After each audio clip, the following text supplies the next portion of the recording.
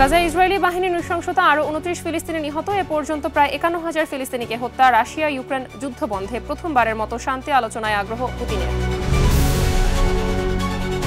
ট্রাম্পের প্রশাসনের বিরুদ্ধে যুক্তরাষ্ট্রের ফেডারেল আদালতে মামলা দায়ের করেছে হার্ভার্ড বিশ্ববিদ্যালয় কর্তৃপক্ষ। বিলিয়ন ডলারের অর্থ কাটছাঁট ঠেকানোর চেষ্টা।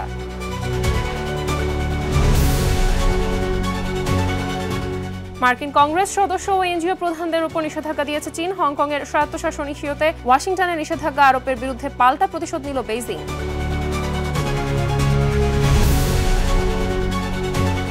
এবং মস্তিষ্কে রক্তক্ষরণ ও হৃদযন্ত্রের ক্রিয়া বন্ধ হয়ে পোপ ফ্রান্সিসের মৃত্যু। রেওয়াজ অনুযায়ী চলছে শেষকৃত্যের আনুষ্ঠানিকতা। শুরু হচ্ছে পরবর্তী পোপ বেছে নেয়ার প্রক্রিয়াও।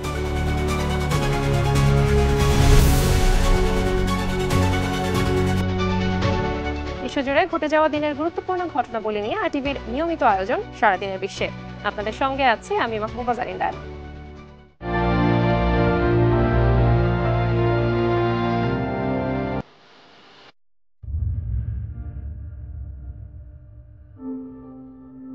গাজা ভূখণ্ডে থেমে নেই বর্বর ইসরায়েলি বাহিনীর নৃশংসতা। গেল ২৪ ঘন্টায় ইসরায়েলি হামলায় নতুন করে অন্তত ২৯ ফিলিস্তিনি নিহত হয়েছেন।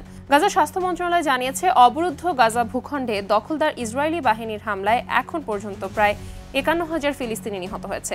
এদিকে ইয়েমেনের হুতি বিদ্রোহীদের বিরুদ্ধে কঠোর প্রতিশোধ নিতে ইসরায়েলি বাহিনীকে নির্দেশনা দিয়েছেন দেশটির প্রধানমন্ত্রী বেনিয়ামিন নেতানিয়াহু। এর আগে গাজা ভূখণ্ডে নিরীহ ফিলিস্তিনিদের ওপর ইসরায়েলি আক্রমণের বিরুদ্ধে তেল আবিবে আক্রমণ বাড়ানোর কথা জানিয়েছিল ইয়েমেনের সশস্ত্র গোষ্ঠী হুতি। রাশিয়া ইউক্রেন যুদ্ধ বন্ধে প্রথমবারের মতো সরাসরি শান্তি আলোচনায় আগ্রহ প্রকাশ করেছেন রাশিয়ার প্রেসিডেন্ট ভ্লাদিমির পুতিন। গেল কয়েক বছরে এ ধরনের প্রস্তাব এটাই প্রথম। ধারণা করা হচ্ছে পশ্চিমাদের চাপের মুখেই এমন ঘোষণা দিয়েছেন প্রেসিডেন্ট পুতিন। এদিকে ইউক্রেনের প্রেসিডেন্ট ভলোদিমির জেলেনস্কি জানান, যুক্তরাষ্ট্র ও অন্যান্য পশ্চিমা দেশের সঙ্গে আলোচনায় অংশ নিতে লন্ডনে একটি প্রতিনিধি দল পাঠাচ্ছে তার দেশ। সম্প্রতি প্যারিসে অনুষ্ঠিত বৈঠকের ধারাবাহিকতায় বুধবার লন্ডনে এই আলোচনা হওয়ার কথা। সেখানে টেকসই শান্তির পথ খোঁজা হবে বলে জানিয়েছেন প্রেসিডেন্ট জেলেনস্কি। উত্তর আফ্রিকার দেশ সুদানের অবরুদ্ধ এলফাশের শহরে আধা সামরিক বাহিনীর হামলায় ৩০ জনের বেশি বেসামরিক নাগরিক নিহত হয়েছেন। দেশটির পশ্চিমাঞ্চলীয় দারফুর অঞ্চলে এই হামলায় আহত হয়েছেন আরও অনেকে। ফরাসি বার্তা সংস্থা এএফপি জানায়, আহতদের উদ্ধার করে স্থানীয় বিভিন্ন হাসপাতালে ভর্তি করা হয়েছে। গত সপ্তাহে শহরটি নিয়ন্ত্রণে নিতে নতুন করে হামলা শুরু করেছে সুদানের সেনাবাহিনী ও আধা সামরিক বাহিনী র্যাপিড সাপোর্ট ফোর্স আরএসএফ। এতে শহরের পার্শ্ববর্তী জামজাম ও আবু শৌক নামের দুটি শরণার্থী শিবিরে ৪০০-র বেশি মানুষ নিহত হয়েছেন। বাস্তুচ্যুত হয়েছে প্রায় ৪ লাখ মানুষ। যুক্তরাষ্ট্রের প্রেসিডেন্ট ডোনাল্ড ট্রাম্পের প্রশাসনের বিরুদ্ধে দেশটির ফেডারেল আদালতে মামলা দায়ের করেছে হার্ভার্ড বিশ্ববিদ্যালয় কর্তৃপক্ষ। ট্রাম্প প্রশাসনের প্রস্তাবিত বিলিয়ন ডলারের অর্থ কাটছাঁট ঠেকাতে বিশ্ববিদ্যালয় কর্তৃপক্ষ মামলা দায়ের করেছে বলে জানিয়েছে সংবাদ মাধ্যম বিবিসি। এর আগে গেল সপ্তাহে নির্দেশনা না মানায় হার্ভার্ডের ২.২ বিলিয়ন ডলারের ফেডারেল তহবিল স্থগিত করার সিদ্ধান্ত নিয়েছিল ট্রাম্প প্রশাসন। এছাড়া বিশ্ববিদ্যালয়ের করমুক্ত সুবিধা বাতিলেরও হুমকি দিয়েছিলেন ডোনাল্ড ট্রাম্প।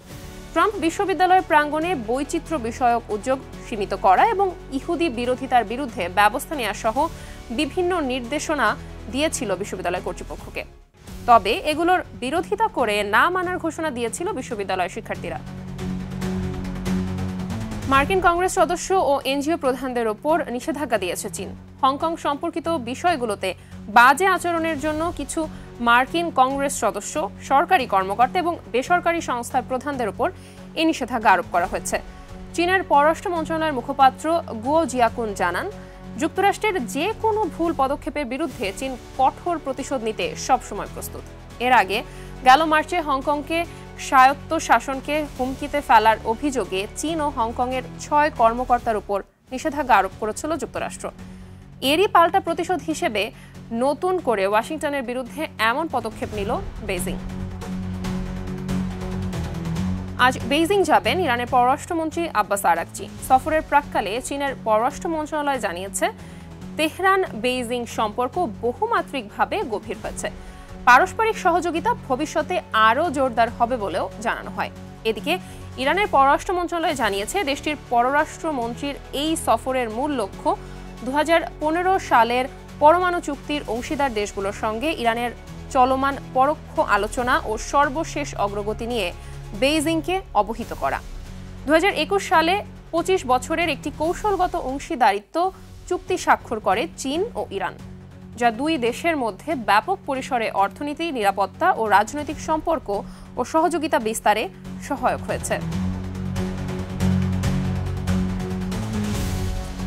যুক্তরাষ্ট্রের ফ্লোরিডায় উড্ডয়নের আগেই উড়োজাহাজে আগুন, অল্পের জন্য প্রাণে বেঁচে গেলেন বিমানে থাকা 294 যাত্রী। বিমানবন্দরে রানওয়েতে থাকা কর্মীদের সহায়তায় তাৎক্ষণিকভাবে বিমান থেকে বের হতে সক্ষম হন যাত্রীরা। আগুন লাগার সময় উড়োজাহাজটিতেই অবস্থান করছিলেন তারা, অপেক্ষা করছিলেন উড্ডয়নের। বিমানটিতে 282 যাত্রী, 10 কেবিন ক্রু ও 2 জন পাইলট ছিলেন।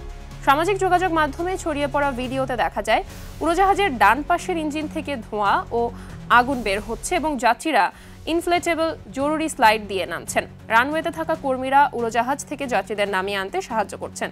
ঘটনায় কোনো হতাহতের খবর পাওয়া যায়নি। এমনকি কী কারণে এই অগ্নিকাণ্ড ঘটল সে বিষয়েও বিস্তারিত জানাতে পারেনি কর্তৃপক্ষ। চিরবিদায় নিলেন রোমান ক্যাথলিক খ্রিস্টানদের ধর্মগুরু পোপ ফ্রান্সিস। সোমবার ভ্যাটিকানের স্থানীয় সময় সকাল 7:35 শেষ নিঃশ্বাস ত্যাগ করেন তিনি। সম্প্রতি নিউমোনিয়ায় আক্রান্ত হয়ে গুরুতর অসুস্থ হয়ে পড়েন সদ্য প্রয়াত পোপ। দীর্ঘ 1 যুগ পোপের দায়িত্ব পালন করেন ফ্রান্সিস। তার মৃত্যুতে শোক জানিয়েছেন প্রধান উপদেষ্টা ডক্টর মোহাম্মদ ইউনূস, বিএনপির ভারপ্রাপ্ত চেয়ারম্যান তারেক রহমান সহ বিশ্ব নেতারা। সামদানি প্রত্যয় রিপোর্ট। নিউমোনিয়ায় আক্রান্ত হয়ে 5 সপ্তাহ হাসপাতালে থাকার পর সুস্থ হয়ে ভ্যাটিকানে ফিরেছিলেন 1 যুগ ধরে রোমান ক্যাথলিকদের নেতৃত্ব দিয়ে আসা পোপ ফ্রান্সিস। রোববার হুইলচেয়ারে বসে সেন্ট পিটার্স ব্যাসিলিকার বারান্দা থেকে হাত নেড়ে ইস্টার সানডের শুভেচ্ছা জানান তিনি। এটি তার জীবনের শেষ ছবি। এর পরদিনই এলো তার মৃত্যুর খবর। শারীরিক অসুস্থতার কারণে 2013 সালে তৎকালীন পোপ ষোড়শ বেনেডিক্ট পদ ছেড়ে দিলে পোপ নির্বাচিত হন আর্জেন্টিনার ধর্মযাজক জর্জ মারিও বারগোলিও। পোপ নির্বাচিত হয়ে ফ্রান্সিস নাম গ্রহণ করেন। 1936 সালের 17 ডিসেম্বর আর্জেন্টিনার বুয়েন্স আয়ার্সে জন্ম তার। ইউরোপের বাইরে থেকে নির্বাচিত প্রথম পোপ তিনি। কল্যাণমুখী ও মানবতাবাদী কর্মকাণ্ডের মাধ্যমে বিপুল জনপ্রিয়তা অর্জন করেন পোপ ফ্রান্সিস। স্রোতের বিপরীতে গিয়ে সবসময় সোচ্চার ছিলেন ফিলিস্তিনিদের অধিকারের পক্ষে। ইস্টার সানডের দিন জীবনের শেষ সভাতেও গাজা যুদ্ধ বন্ধের আহ্বান জানান তিনি। 2017 সালে বাংলাদেশে এসে রোহিঙ্গাদের অধিকারের পক্ষেও সমর্থন জানান তিনি। প্রয়াত পোপ ফ্রান্সিসের প্রতি অব্যাহত রয়েছে বিশ্ব নেতাদের শ্রদ্ধা জ্ঞাপন।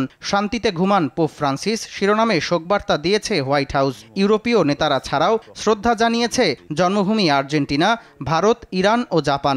মুবতানি বার ডিপ্লোমাসি রো তাযঈফ ওয়া মুখতাল বকনান। পোপ ফ্রান্সিসের মৃত্যুতে গভীর শোক জানিয়েছেন প্রধান উপদেষ্টা ডক্টর ইউনূস। শোক জানিয়েছেন বিএনপির ভারপ্রাপ্ত চেয়ারম্যান তারেক রহমানও। বাংলাদেশ জাতীয়তাবাদী দলের হয়ে শোকাহত ক্যাথলিক সম্প্রদায়ের প্রতি গভীর সমবেদনা জানান তিনি। নিয়ম অনুযায়ী মৃত্যুর 4র্থ থেকে 6ষ্ঠ দিনের মধ্যে পোপকে সমাহিত করা হয়। শেষ ইচ্ছা অনুযায়ী পোপ ফ্রান্সিস সমাহিত হবেন রোমের সান্তা মারিয়া ম্যাগিওর ব্যালিসিকায়। পোপের মৃত্যুর 15 দিন পর নতুন পোপ নির্বাচনে সভায় বসবেন কার্ডিনালরা। 120 জন কার্ডিনালের ভোটে নির্বাচিত হবেন ক্যাথলিক খ্রিস্টানদের পরবর্তী ধর্মীয় নেতা। সামদানি প্রত্যয়, RTV। মস্তিষ্কে রক্তক্ষরণ ও হৃদযন্ত্রের ক্রিয়া বন্ধ হয়ে পোপ ফ্রান্সিসের মৃত্যু হয়েছে বলে জানিয়েছে ভ্যাটিকানের চিকিৎসকরা। বিশ্ব মানবতায় তার অবদানকে শ্রদ্ধা ভরে স্মরণ করছে সবাই। সাদাসিধে জীবনযাপন করা পোপ ফ্রান্সিস ফিলিস্তিন নিয়েও সোচ্চার ছিলেন। সামদানি প্রত্যয়ের রিপোর্ট। ক্যাথলিক চার্চের মহান সংস্কারক পোপ ফ্রান্সিস সহনশীলতা ও ভালোবাসার বার্তা ছড়িয়ে বিশ্বজুড়ে কুড়িয়েছেন বিপুল জনপ্রিয়তা। সোমবার 88 বছর বয়সে শেষ নিঃশ্বাস ত্যাগ করেন তিনি। দীর্ঘদিন ফুসফুসের জটিলতায় ভুগছিলেন।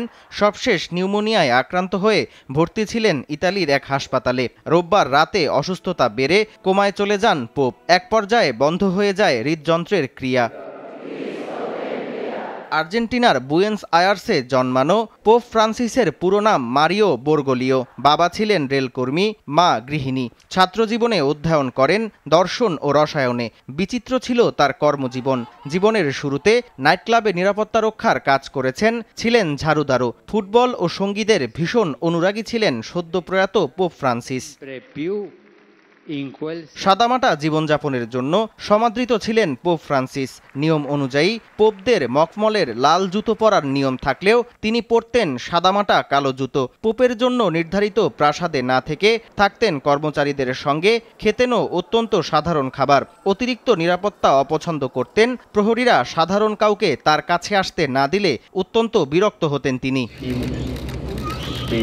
মৃত্যুর আগের দিন ইস্টার সানডের সভায় গাজায় যুদ্ধবন্ধের আহ্বান পুনর্ব্যক্ত করেন তিনি। সবসময় একাত্মতা জানিয়েছেন ফিলিস্তিনিদের পক্ষে। চার্চের সংস্কার করে সকল ধর্মবর্ণের মানুষের প্রবেশাধিকারের সুযোগ করে দিয়েছিলেন। 2017 সালে বাংলাদেশে এসে রোহিঙ্গাদের পক্ষেও কথা বলেছিলেন পোপ ফ্রান্সিস।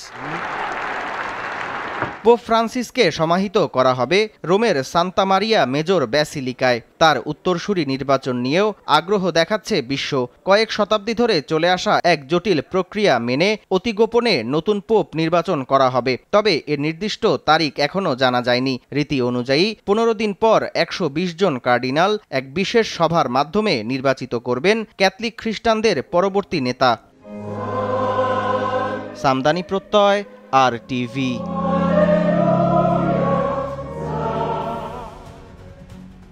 পোপ ফ্রান্সিসের মৃত্যুতে ভ্যাটিকান সিটির আকাশে এখন শোকের ছায়া। রেওয়াজ অনুযায়ী চলছে তার শেষকৃত্যের আনুষ্ঠানিকতা। শুরু হয়েছে পরবর্তী পোপ বেছে নেয়ার প্রক্রিয়াও। কিভাবে বেছে নেওয়া হবে পরবর্তী পোপকে, আর কে হচ্ছেন পরবর্তী পোপ, তা নিয়ে বিশ্বজুড়ে চলছে নানান আলোচনা। আরও জানাচ্ছেন অর্ণব প্রসাদ।